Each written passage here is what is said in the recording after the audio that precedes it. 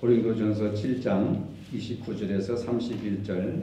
형제들아 내가 이 말을 하노니 그때가 단축하여진 고로 이후부터 안에 있는 자들은 없는 자 같이 하며 우는 자들은 울지 않는 자 같이 하며 기쁜 자들은 기쁘지 않은 자 같이 하며 매매하는 자들은 없는 자 같이 하며 세상 물건을 쓰는 자들은 다 쓰지 못하는 자 같이 하라. 이 세상의 외형은 지나가면이라. 아멘. 세월이 흐르고 계절이 바뀌는 것을 보면서 우리 인생을 생각하게 되는 것입니다. 우리들 대부분은 앞으로 살아갈 날보다 죽음이라고 하는 원치 않는 인생의 종말을 향해서 치닫고 있는 것을 보게 됩니다. 아무리 인간 100세 시대를 맞이했다고 해도 결국은 짧은 세월에 불과할 뿐입니다. 이러한 인생에 대해서 시편 기자는 이렇게 노래하고 있습니다. 주의 목전에는 천년이 지나간 어제 같으며 밤의 한순간 같을 뿐임이니라. 서두 기도에서 제가 2016년도가 시작된 지 엊그제 같은데 이제 12월 한 달이 남았습니다. 여러분 1년 동안에 너무 지루했습니까? 젊었을 때는 또는 어렸을 때는 빨리 커서 어른이 되고 싶다. 그래서 세월이 굉장히 지루한 것을 느꼈는데 갈수록 세월이 너무 빠르다고 하는 것을 느끼게 됩니다. 그래서 시인은 천년이 지났어도 밤의 한순간 같다. 순식간에 천년도 지나가 버렸다. 이렇게 이야기합니다. 아무리 오래 살고 잘 살아도 인생은 단 한순간에 불과하다는 것입니다. 종말은 하나님의 다스림을 알리는 때를 이야기하는 겁니다. 예수님의 전하신 복음의 핵심은 종말론입니다. 천국이 가까이 왔다. 회개하고 복음을 믿으라. 천국에 가까웠다고 하는 것은 종말이 가까이 왔다라는 얘기입니다. 예수님께서 선포하신 이 복음은 하나님 나라가 이미 여러분들이 당하고 있는 슬픔과 고통과 괴로움과 죽음이 다스리고 있는 이 세상 한가운데에 하나님의 나라가 이미 들어와 있다고 하는 것입니다. 종말은 인간의 몸을 입으시고 이 땅에 오신 예수 그리스도와 함께 새로운 일이 시작되는 날입니다. 종말은 끝이 아닙니다. 여러분은 종말을 세상이 끝난다라고 생각하는데 새로운 시작을 얘기하는 겁니다. 예수 그리스도가 이 역사 속에 오심으로 새로운 역사가 시작되고 예수 그리스도가 내 마음속에 오심으로 내 인생이 새롭게 시작되는 것, 그걸 종말이라고 하는 겁니다. 종말은 마지막에 대한 두려움의 시간이 아니라 자신에게 새로운 시작을 알리는 기쁨의 시간인 것입니다. 그래서 그리스도인이 된다고 하는 것은 그리스도의 나라는 세상 나라와 분명히 다르다고 하는 것을 알고 사는 분들입니다. 이 땅이 영원한 것이 아니고 이 세상과 저 세상은 분명히 다르다라고 하는 겁니다. 그래서 세상의 방식을 과감하게 버리고 하나님 나라의 방식으로 살아가는 결심을 하게 되는 것입니다. 바울은 그리스도로 말미암아 세상이 나를 대하여 십자가에 못 박히고 내가 또한 세상을 대하여 그러하니라. 세상에 대해서 죽는다고 하는 것은 목숨이 끊어진 것이 아니라 세상 방식대로 살아가는 것이 아닌 하나님의 방식대로 살아가는 것을 말하는 것입니다. 그래서 자기는 세상에 대해서 십자가에 죽고 나도 또한 세상에 대해서 십자가에 못 박혀 죽었다. 이렇게 이야기하는 겁니다. 참된 그리스도인이라고 하면 이미 세상은 그에게 종말을 구했습니다. 그리스도를 따르는 자는 고난의 잔을 기꺼이 마시고 복음을 살면서 영원성을 체험하는 것입니다. 여러분 왜 교회를 다니고 왜 예수를 믿습니까? 바로 복음을 믿고 영원한 구원을 받기 위해서 우리가 예수를 믿는 겁니다. 영원성을 체험하는 것입니다. 근데 영원성은 죽어서 체험하는 것도 있지만은 지금 살아있을 때 영원성을 체험한다고 하는 것은 오늘 내가 용서하고 오늘 내가 희생하고 오늘 내가 사랑하고 오늘 내가 평화를 심어나가는 것, 그것이 바로 영원성을 체험한다는 것입니다. 그것이 진정한 행복이고 희망이기 때문에 다른 이들에게도 그것을 전하지 않을 수가 없는 겁니다. 왜? 희생과 용서와 사랑과 평화는 인간이 죽어도 그 개념은 영원한 가치가 있기 때문에 오늘 그것을 실천할 때 나는 영원성을 체험하게 된다 하는 것을 말씀을 드릴 수 있습니다. 그럴 때 복음이 제자리를 찾는 것이고 복음은 이러한 가치관을 심어주는 겁니다. 이렇게 복음이 말하는 바에 종말적 신앙을 살아가면서 세상의 진정한 행복과 희망을 전하는 참된 그리스도인들이 바로 저와 여러분들이 되어야 하는 것입니다. 이러한 종말적 관점을 가지고 살아가는 우리에게 본문은 세 가지를 제시하고 있습니다. 첫 번째, 안에 있는 자는 없는 자같이 살아라. 둘째, 우는 자들은 울지 않는 자같이 살아라. 즉 자신의 감정에 사로잡히지 말라 그 말입니다. 세 번째, 세상 물건을 쓰는 자는 다 쓰지 못하는 자같이 하라. 즉 소유에 사로잡히지 말라. 소유욕에 사로잡히지 말라라. 이 세 가지 종말을 살아가는 우리들에게는 안에 있는 자는 없는 자같이 살고 우는 자는 울지 않는 자같이 살고 그 다음에 세상 물건을 쓰는 자는 다 쓰지 못하는 자같이 이러한 삶의 태도를 가지고 살아라. 이것이 종말론적인 삶의 방식이다. 이렇게 바울은 이야기하고 있습니다. 바울은 본문에서 그리스도인의 가정생활이 인간적인 욕망을 채우기보다는 하나님의 영광을 위하는 것에 기준을 두기로 권면을 하고 있습니다. 그 이유는 주님의 재림이 임박했고 이 세상의 모든 제도와 모든 법과 모든 세상의 인간의 흔적들은 그냥 다 지나가 버리고 소멸되어 버리기 때문에 그렇다는 겁니다. 실제로 모든 그리스도인들은 두 가지 면에서 종말론적인 상황을 대비하며 살아갑니다. 세상에서 말하는 역사가 끝난다. 재앙을 통해서 역사가 끝난다. 라고 하는 종말론과 이 역사적 종말이라고 하죠. 개인적인 종말론은 역사는 지속되더라도 내가 죽으면 종말이 된다. 이 두 가지 사실은 변함이 없는 겁니다. 역사가 끝나든지 역사가 지속되더라도 우리가 생로병사의 법칙에 의해서 우리가 죽는다든지 둘 중에 하나는 반드시 이루어지는 것이죠. 그것이 바로 종말의 의미인데 당시 바울 시대 때 많은 사람들이 멀지 않아 예수님이 재림하시고 세상이 끝장난다. 그런 생각을 가지고 내일 죽으리니 먹고 마시자 하면서 향락주의에 빠졌습니다. 또 거기에 빠지지 않은 사람들은 이 세상이 언젠가는 멸망할 텐데 세상을 부정하면서 허무주의에 빠져서 일도 안 하고 공부도 안 하고 아무것도 돈도 안 벌고 그냥 무의도식하는 사람들이 늘어나게 되는 상황에서 바울은 이야기를 하는 겁니다. 바울은 본문을 통해서 세상의 얽매인 노예 상태에서 자유함을 얻는 좀 더 깊은 신앙의 경지로 나아갈 것을 권면하고 있습니다. 따라서 종말적 신앙은 그리스도인의 삶을 육에 속한 삶의 차원에서 이제는 좀 더 영을 따르는 차원으로 올라가야 되지 않겠느냐. 언제까지 육신에 매여서 감정에 매여서 먹고 배부르는 일에 매여서 살아갈 것이냐. 이제는 좀 더 영적인 차원을 따라가면서 좀 더 차원 높은 신앙생활을 해라 하는 그런 내용의 이야기를 하고 있는 겁니다.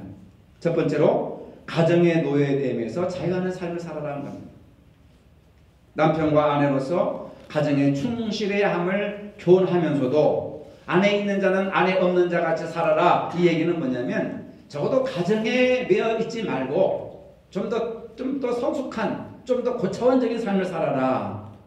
가정일에 너무 집중하다 보면은 하나님을 기쁘시게 하는 일에 소홀히 할까봐 예수 믿는 일에 소홀히 할까봐 염려를 하고 있는 겁니다. 가정을 부정하라는 얘기가 아니에요. 똑같이 소중하지만은 우선순위에서 내 아내가 우선순위냐 하나님이 원하시는 일을 해드리는 것이 우선순위냐 가정에 너무 얽매이다 보면은 하나님의 일을 소홀히 할까봐 염려해서 이 말을 하는 것입니다. 실제로 과거에는 나라와 민족을 토탄에서 구하려고 가정의 행복을 희생하면서 큰 뜻을 품고 젊음을 바친 인물들이 많이 있습니다. 대표적으로 백제의 계백장군은 전쟁에 나가면서 아내와 자녀들을 적의 손에 욕되게 죽느니 차라리 내가 죽이겠다 하고 아내와 자식들을 죽이고 싸움터로 나간 그 이야기를 우리가 전해 들어서 잘 알고 있습니다. 그런 용기가 한때는 영웅시되기도 했습니다. 하지만 지금의 현대사회 속에서는 자기 가족을 행복하게 한 일을 생활의 목표로 하고 있는 겁니다. 지극히 당연한 것입니다. 그렇게 해야 됩니다. 하지만 신앙의 차원에서는 이와 다른 모습을 볼 수가 있습니다. 예수님은 조금 다른 행동을 하셨습니다. 어떤 사람이 예수님을 따르려고 하면서 주님의 제자가 되고 싶습니다. 그럼 지금 따르라. 아버지가 돌아가셨는데 장례식을 치르고 예수님을 따르겠습니다. 그러니까 예수님이 단호하게 말씀하시는 겁니다. 죽은 자는 죽은 자들로 장사하게 하고 너는 나를 따르라. 여러분 이 말씀에 아멘 하시겠습니까? 사람이 살면서 아버지가 죽었는데 아버지의 장례식을 말살을 제쳐놓고 장례식을 성대하게 잘 정성껏 장례를 잘 모시는 것이 인간의 도리인데 예수님은 가정의 법칙과 인간의 도리를 무시하라고 하는 것인가? 그런가 하면 예수님의 어머니와 형제들이 예수님을 만나러 왔습니다. 그런데 예수님은 또 단호하게 누가 내 어머니며 내 형제들이냐? 나와 함께 하지 않는 자, 나와 함께 뜻을 같이 하지 않는 자들은 내 모친도 아니고 형제도 아니다 라고 하는 겁니다. 여러분들이 왜 우리가 새성교회 교인입니까? 새성교회에 나와서 예배를 드리기 때문에 새성교회예요. 교인입니다. 그러나 새성교회를 떠나는 사람들은 새성교회 교인이 아닙니다. 여러분. 저도 마찬가지고 여러분들도 마찬가지입니다. 예수님의 말씀대로 사는 사람이 하나님 나라의 가족이고 예수님의 가족이고 형제들이지 예수님을 떠난 사람들은 하나님 나라의 가족이 아니라는 거예요. 세상을 부정하고 가정을 부정하고 부모를 부정하고 자식을 부정하라고 하는 말이 아니에요. 혈연을 부정하자고 하는 얘기가 아닙니다. 이것은 뭘 얘기하느냐? 예수 그리스도 안에 있는 자들이 하나님의 자녀고 예수님 안에서 형제 자매라고 하는 거예요. 북한 사람들은 우리가 한민족이라고 하지만 대한민국 시민권을 이렇게 주민등록을 줍니까? 안 주잖아요. 대한민국으로 기순한 사람들만 한해서 주민등록을 부여하고 대한민국 국민으로 인정을 하는 겁니다. 왜 그렇습니까?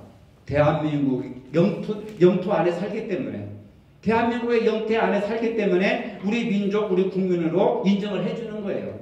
그러나 북한으로 넘어가면 그 사람은 대한민국 국민이라고 할 수가 없는 거죠. 북한의 주민이 될 수가 있을지언정.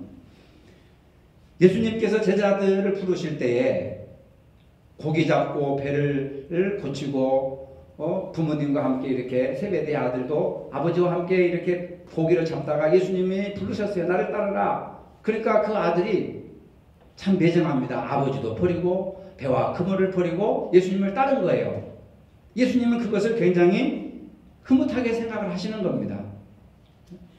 이러한 것들은 오늘 우리에게 무엇을 의미해 주느냐?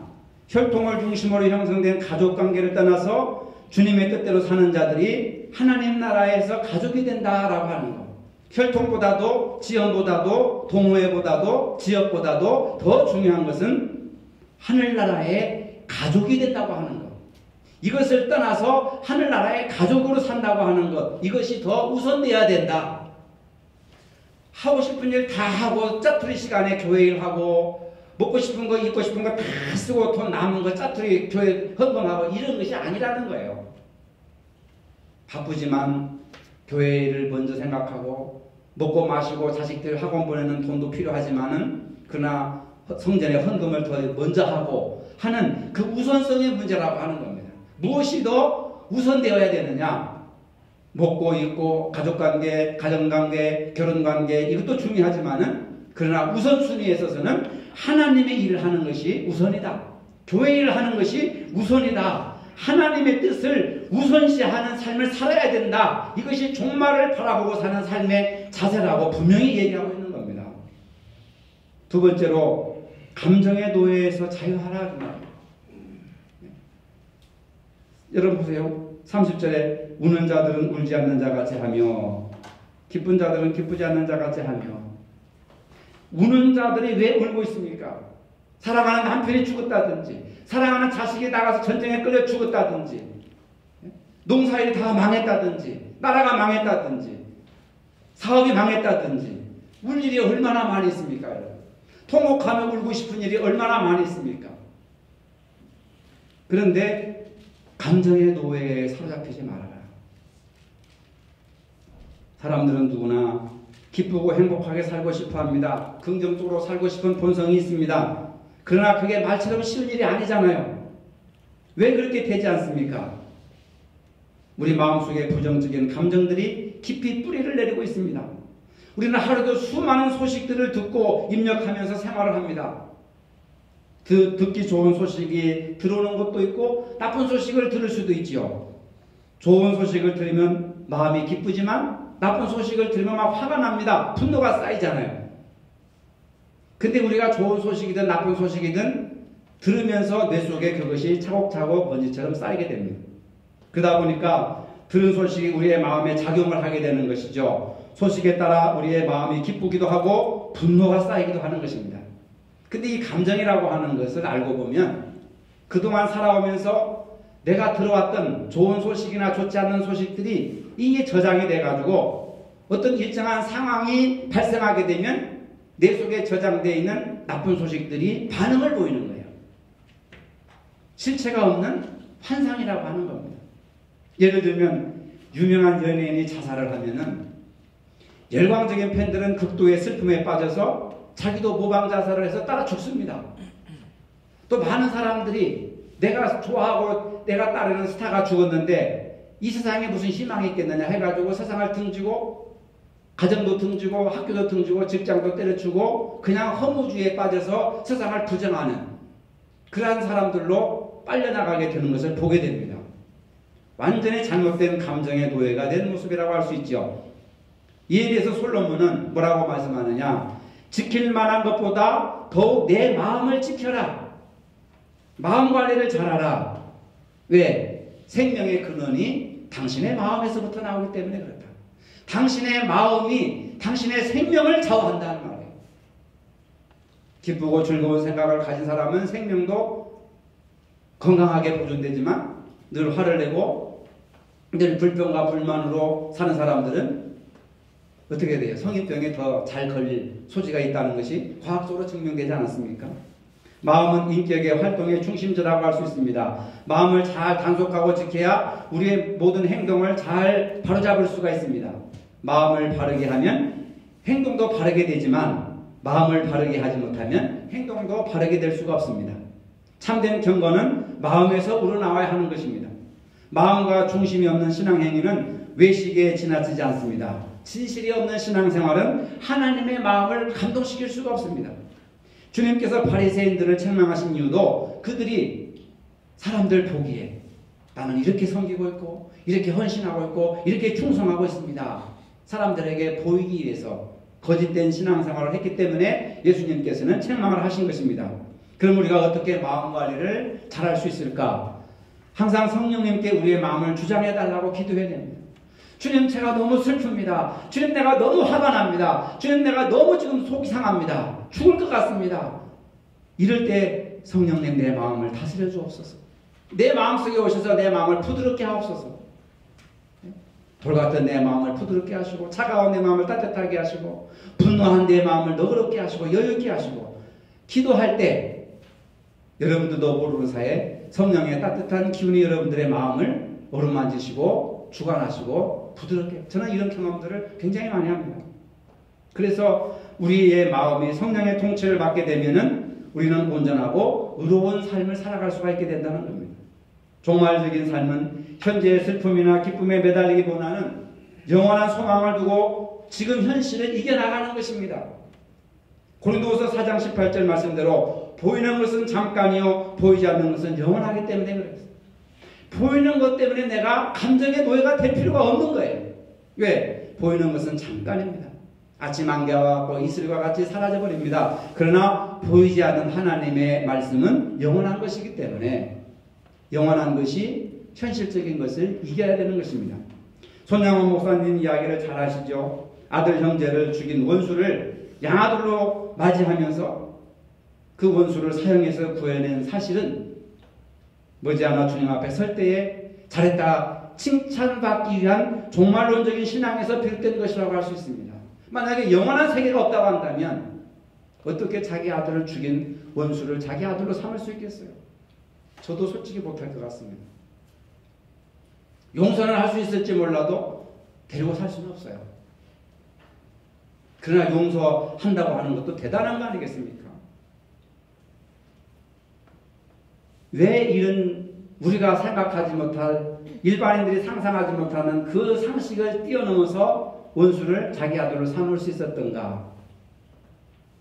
이 세상은 잠시요, 하나님의 나라는 영원하기 때문에, 그 영원성을 믿었기 때문에 그 영원성을 가지고 현실의 자기 감정을 이길 수 있었던 거예요. 아버지로서 자식을 두식이나 죽였는데 얼마나 분노가 하늘을 찌를 듯 얼마나 분노하겠습니까? 근데 영원한 영원성을 가지고 현재 자신의 미움과 분노를 승화시켜 나가는 겁니다. 이것이 복음 안에서 자유로운 삶을 사는 진정한 성도의 모습이라고 볼 수가 있습니다. 본문은 우리에게 말합니다. 30절에서 우는 자들은 울지 않는 자 같이 하고 기쁜 자들은 기쁘지 않는 자 같이 하라. 이 말씀은 슬픔이나 기쁨의 감정에 얽매이지 말라는 말씀입니다. 그동안 우리가 내 감정을 지키지 못해서 얼마나 많은 시간을 허비했습니까? 그동안 우리가 내 마음을 지키지 못해가지고 얼마나 귀한 하나님의 말씀을 잊고 살아왔습니까? 바울은 감정의 노예에서 벗어나 복음 안에서 자유로운 삶을 살 것을 권면하고 있습니다. 마지막으로 세 번째, 세상 소유에서 벗어나 자유로운 삶을 살아라. 31절 말씀입니다. 세상 물건을 쓰는 자들은 30절 마지막 부분에 매매하는 자들은 없는 자같이 하며 세상 물건을 쓰는 자들은 다 쓰지 못하는 자같이 하라. 이 세상의 외형은 지나갑니다. 이 세상은 잠깐 왔다 가는 것이라. 재물의 증식을 목적으로 매매하는 자들은 최대한 이익을 얻기 위해서 밤낮으로 수고합니다. 세상 물건을 쓰는 자는 역시 허영과 사치로 부푼 욕망을 충족시키기 위해서 노력합니다. 대량 생산에 따른 소비 권장은 소비자의 눈과 귀를 현혹해가지고 무조건 질러버리게 만듭니다. 물건을 사게 만들어요. 언젠가 뉴스위크지에 돈은 죽음보다 강하다라고 하는 글이 올라왔었습니다. 그 내용을 보니까 돈은 피보다 진하고 생명보다 귀하다. 옛날에도 그랬고 지금도 그러고 앞으로 영원히 그럴 것이다. 돈에 대해서 이런 정의를 받아들이지 않는 사람들은 솔직하지 못하고 거짓말장이다. 돈에 대한 칭송을 하는 거예요. 권력과 폭력과 모든 정치의 진앙지가 돈으로 시작돼서 돈으로 마감되고 전쟁도 돈 때문에 일어나고 돈으로 해결된다. 세상 모든 일들은 돈으로 해결된다. 이게 돈을 숭배하는 사람들의 철학입니다. 요컨대 돈은 모든 것이고 돈은 죽음보다 강하다고 하는 겁니다. 현대사회에서 돈은 전지전능하신 하나님의 자리를 차지하고 있습니다. 현대인들은 돈을 숭배하고 있습니다. 돈의 위력은 대단합니다. 요즘 신문을 보면은 탐욕으로 얼룩진 인간들의 모습을 보게 됩니다. 아주 그냥 도배를 하고 있습니다. 세상에 돈이라는 우상보다 사람을 더 타락시키는 우상은 없다고 하는 말이 있습니다. 지나치게 집착하는 욕심, 탐욕의 노예가 되면 세상을 더럽게 만들고 자신이 불행하게 되는 겁니다. 요즘 뉴스에서 우리가 많이 듣는 게 욕심 때문에 그런 거 아닙니까? 인간 생활을 불행하게 만드는 것이 탐욕이라고 하는 괴물이라고 하는 겁니다. 히브리어로 탐심, 탐욕이라고 하는 것은 악한 소유, 불법적인 욕심. 이게 악의 근원이라고 하는 겁니다. 욕심이 인자한테 죄를 낳고 제가 장성한 즉 사망을 낳는다고 성경은 말씀하고 있습니다. 디모데전서 6장 10절에 돈을 사랑하는 것이 일만하게 뿌리가 된다라고 하는 겁니다. 십계명에서도 탐심을 물리치라고 했습니다. 오직 하나님만을 섬겨라. 우상 숭배하지 말아라. 그 탐욕 때문에 부모를 공경하지 못하고 살인하게 되고 거짓말하게 되고 온갖 죄를 다 범하게 된다. 그래서 우리 마음속에 소유욕에 대한 탐심을 버려야 되는 겁니다. 예수님께서도 누가복음 12장 15절에 삼가 모든 탐심을 물리쳐라. 탐심은 결국 우리가 사는 가정과 사회의 무덤처럼 만들어버리게 되는 것이고 자신의 건강과 인격을 파괴해버립니다. 행복을 빼앗아가 버리는 겁니다.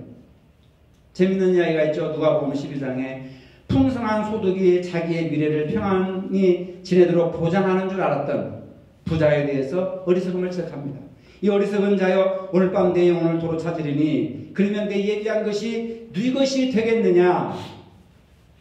여러분 종말적 신앙이라고 하는 것은 하나님의 주권 앞에서 나는 너무나도 무기력하고 너무 힘이 없고 너무 약한 존재입니다 라고 고백하는 것이고 인정하는 것입니다. 역사의 종말이나 내 목숨의 생사를 주관하게 하시는 하나님 앞에 고집할 내 것은 아무것도 없습니다. 이 세상 형적은 지나갑니다. 이 세상의 모든 우리의 업적과 흔적은 다 지나가 버린다. 물질도 서사로운 감정도 부질없이 사라져 버리게 된다고 하는 거예요. 그래서 종말적으로 산다고 하는 것은 현세적으로 사는 것이 아니라 내세 지향적인 삶을 살아간다는 겁니다. 영원한 것을 바라보고 사는 겁니다. 과거에 매이는 것이 아니라 내일을 바라보고 사는 것입니다. 우리의 삶은 이 세상의 현재적인 가치관과 결코 같지 않다는 것입니다. 말세의 신앙을 가지고 산다고 하는 것이 얼마나 어리석은 일입니까? 날이 갈수록 세상은 편안하고 모든 것을 누리고 즐겁게 살아간다고 하는 이 세상 속에서 종말과 죽음을 말한다고 하는 것이 비현실적으로 들릴 줄 모르겠습니다. 하지만 모든 생명은 언젠가는 한번 죽음이 온다고 하는 것입니다. 지혜로운 자는 이것을 깨닫고 오늘을 겸손하게 살아가는 것. 바울은 오늘 우리에게 말하고 있습니다. 사사로운 일보다 하나님의 일을 더 우선적으로 생각하며 살아라. 개인적인 일도 중요하지만 그 개인적인 일을 너무 얽매이다 보면 하나님의 일을 소홀히 할까 두려우니까 개인적인 일도 열심히 하고 하나님의 일을 우선순위에 더 두고 하나님의 영광을 위해서 살아라. 그리고 감정의 노예에서 벗어나 자유롭게 살아라. 개인적인 감정을 잘 다스리는 그런 삶을 살아라. 왜? 이 감정도 지나가 버린다. 그리고 마지막으로 소유욕의 노예에서 벗어나 자유롭게 살아라. 소유욕에서 벗어나 영원한 나라를 사모하며 살아라. 이렇게 사는 것이 행복이고 이렇게 살아가는 것이 성도의 종말론적인 사고방식을 가지고 살아가는 것이다 라고 말씀하고 있는 것입니다.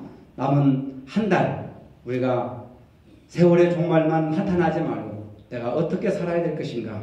오늘 본문을 통해서 바울 사도가 우리에게 권면하는 이 세 가지를 꼭 지키시면서 늘 기쁘고 즐겁고 행복하게 그리고 영원한 생명을 지금 현재 속에서 누리며 살아가는 복된 여러분들 되시길 주님의 이름으로 축복합니다. 거룩하신 하나님, 우리는 지금까지 자신의 사사로운 유익을 위해 살아왔습니다. 감정의 노예로 살아왔습니다. 우리가 가진 소유에 매여서 영원한 나라를 바라보지 못하고 살아왔던 저들의 허물과 잘못을 고백합니다. 용서하여 주시옵소서. 이제 남은 한 달만이라도 그리고 남은 우리에게 주어진 생애만이라도 이러한 것에서 자유하며 복음 안에서 영생을 누리는 삶을 살아갈 수 있도록 도와주시옵소서. 예수님의 이름으로 기도합니다. 아멘.